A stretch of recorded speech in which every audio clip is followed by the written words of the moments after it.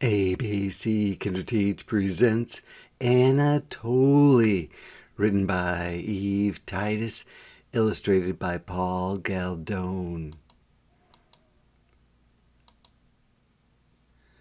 In all France, there was no happier, more contented mouse than Anatole. He lived in a small mouse village near Paris, and his dear wife Doucette and their 6 charming children, Paul and Paulette, Claude and Claudette, George and Georgette.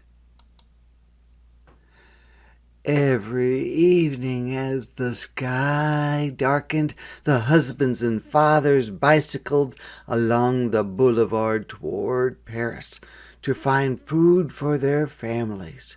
Once arrived, they entered people's houses through secret passageways known only to themselves. Anatole's partner was usually Gaston. One night, while they were looking for leftovers in someone's kitchen, Anatole heard voices from the next room talking about mice. Curious, he crept under the sofa and listened. "Oh, those terrible mice!" complained a woman. "They sneak into my kitchen, they rummage around in my garbage pail, or pull themselves up to the table and take what is there. Sometimes they even nibble at untasted food. This I know I must throw away. Heaven knows how dirty their paws are."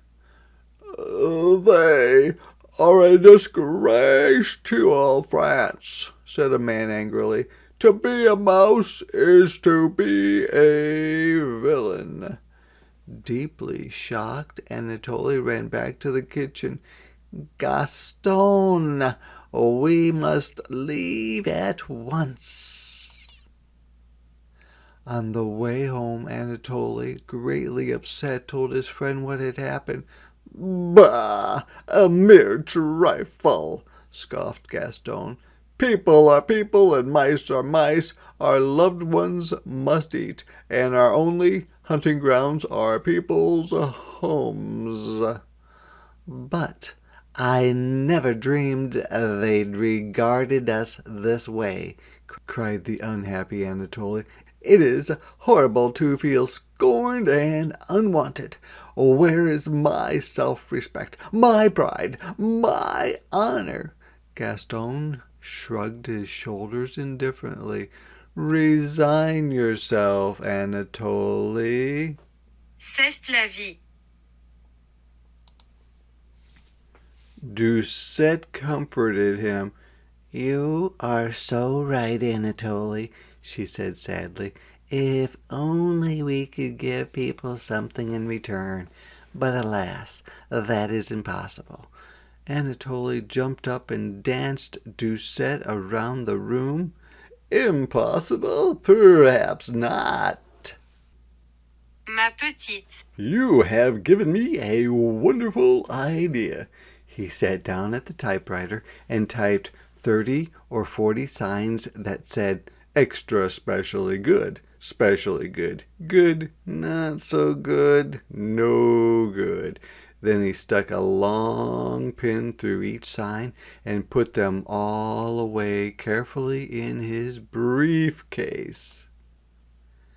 Writing to Paris that evening, Anatole said, "Gaston, will you feel insulted if I go off alone after this? I have an idea that I must work on in secret." Gaston answered, "I am your friend." NCEST pas.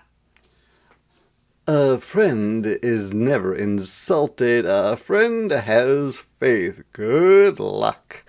When they reached Paris, Anatole left the others and headed toward the business part of town. He parked his bicycle in front of the Duval cheese factory. He squeezed his small mouse's body easily under the door, not forgetting his briefcase. How heavenly it smelled inside! His sensitive nose sniffed many delicious cheeses: Camembert, Port Salut, Bleu, Saint Marcellin, Roquefort, Brie. Well, thought Anatole, I mustn't stand here sniffing all night. There is work to be done. He hurried down one dark passageway after another until he found what he was looking for, the cheese-tasting room. It was dimly lit, filled with long wooden tables. On them stood great mounds of cheese of all shapes and sizes. Without further delay, Anatole climbed up on the nearest table. First he tasted a bit of Camembert. Couldn't be better. He opened his briefcase, took out an extra specially good sign, and pinned it on the cheese. The next one tasted much too sharp. He used a not-so-good sign and wrote something on it in pencil.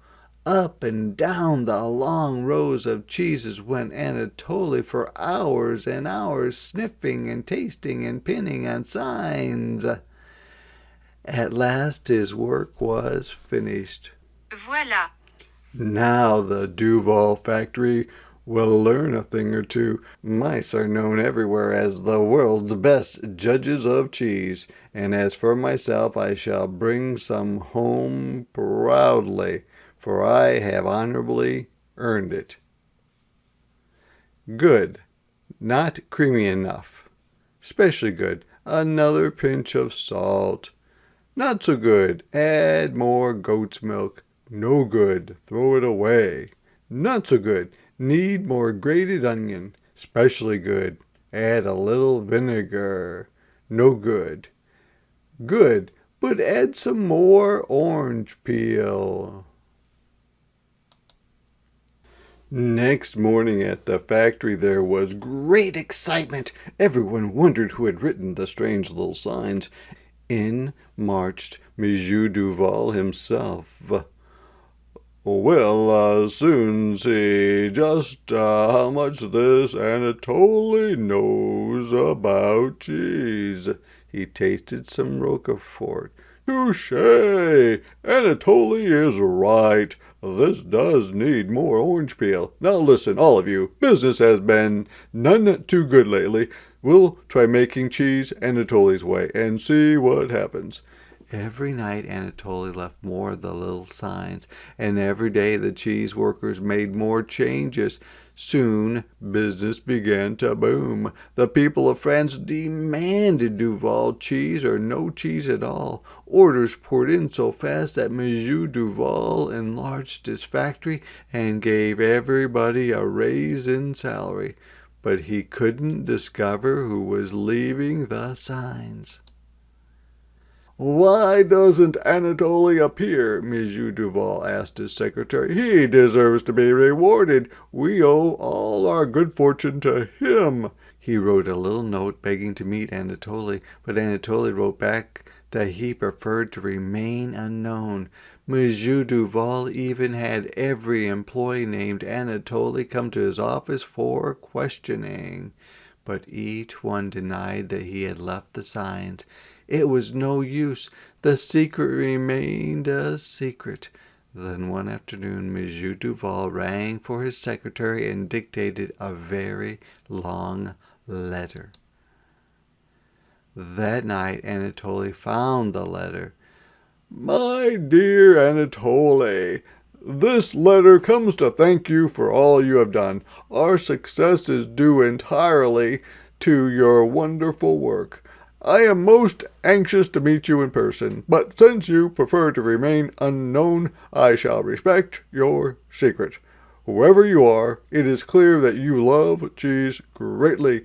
Please help yourself to all the cheese you like as often as you like. Every night there will be some good French bread left here for you, and chocolate eclairs, and other dainties. How I wish I could reward you more richly. Anatole, we salute you. From now on we shall think of you fondly as first vice president in charge of cheese tasting. Remember, you are always welcome here. With every good wish for your happiness, your friend Henry Duval.